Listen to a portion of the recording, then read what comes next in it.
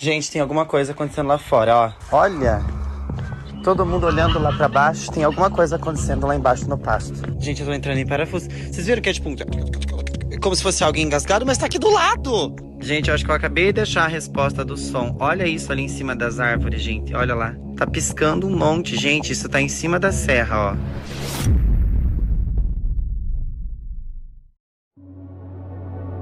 Os extraterrestres sempre foram uma das maiores obsessões da humanidade. Desde que o ser humano olhou para cima pela primeira vez, a mesma pergunta nos persegue: será que estamos sozinhos?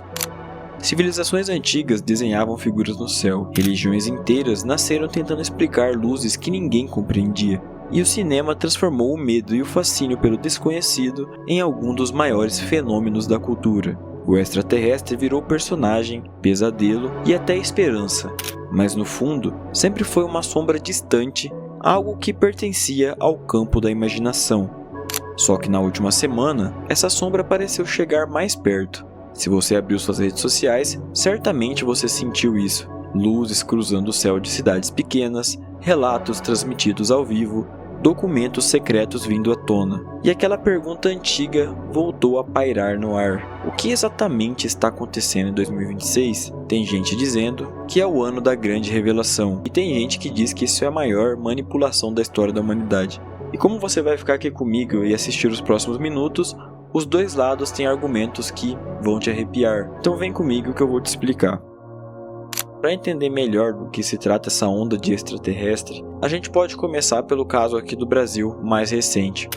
Um influenciador chamado Mike Leão, de Campo Largo, na região de Curitiba, apontou a câmera para a serra perto do sítio dele e filmou uma sequência de luzes coloridas paradas no alto de uma montanha. Ele relatou animais agitados, uma cerca elétrica danificada e um som estranho, parecido com uma engrenagem girando. Em poucos dias, Mike saltou de 40 mil para 2 milhões de seguidores e o sítio dele virou ponto de peregrinação de ufólogos e curiosos. Só que o caso desandou quase tão rápido quanto subiu. A Força Aérea Brasileira informou que no dia 31 de maio, nenhum objeto foi identificado pelos seus radares, e a própria internet foi atrás de tentar descobrir o que aconteceu. Investigadores amadores então pegaram a posição exata da câmera, traçaram a linha de visão e cruzaram com o terreno real.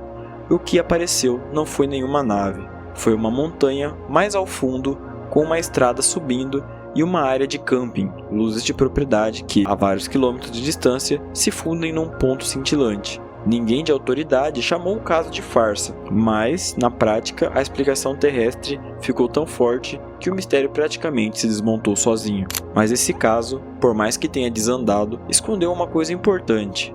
A relação do Brasil com luzes no céu não começou em 2026, e, em uma das vezes, não foi um influenciador que investigou esse caso. Foram os militares. Em 1977, na ilha de Colares, no Pará, moradores relataram o avistamento de luzes cintilantes e objetos voadores com movimentos ágeis inacreditáveis.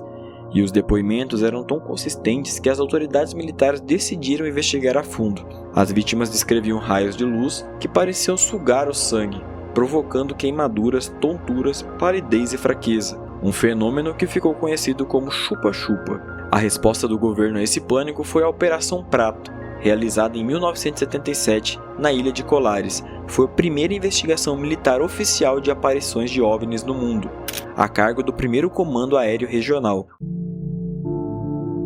Os militares foram a campo equipados com câmeras, telescópios, teodolitos, filmadoras e sensores de rádio. Não era apenas uma brincadeira, o Estado estava de farda atrás de uma resposta. E o desfecho oficial veio. A operação foi encerrada, concluindo que não encontrou nenhum fenômeno em comum, e o caso foi fechado. Mas isso não é uma exclusividade só do Brasil. Lá fora, a coisa beira também o surreal. O presidente dos Estados Unidos, Donald Trump, anunciou que iria determinar a liberação de arquivos do governo sobre OVNIs, fenômenos aéreos não identificados e vida extraterrestre. O anúncio veio depois dele criticar o ex-presidente Barack Obama por declarações sobre acreditar na existência de alienígenas. E ele não ficou só na promessa.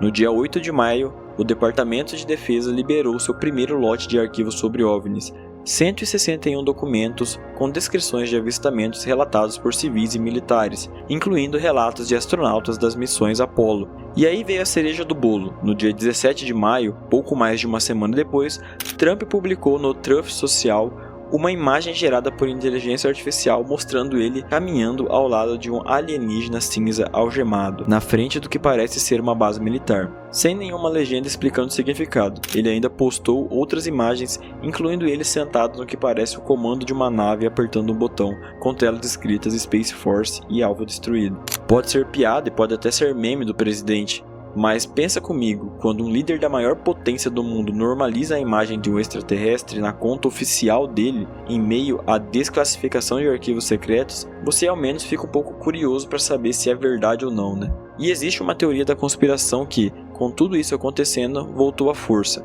O nome dela se chama Projeto Blue Beam.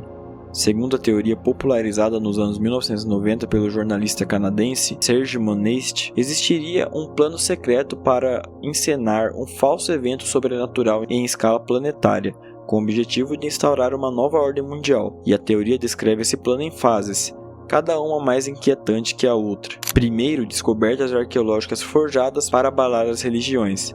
Depois, um gigantesco show holográfico no céu, onde cada cultura veria a imagem do seu próprio Messias entregando a mensagem de unificação, e em seguida, uma comunicação direta das mentes das pessoas por ondas de baixa frequência, fazendo-as crer que o próprio Deus está falando com elas. E por fim, uma encenação de invasão alienígena, forçando a humanidade a aceitar um poder central como a única salvação.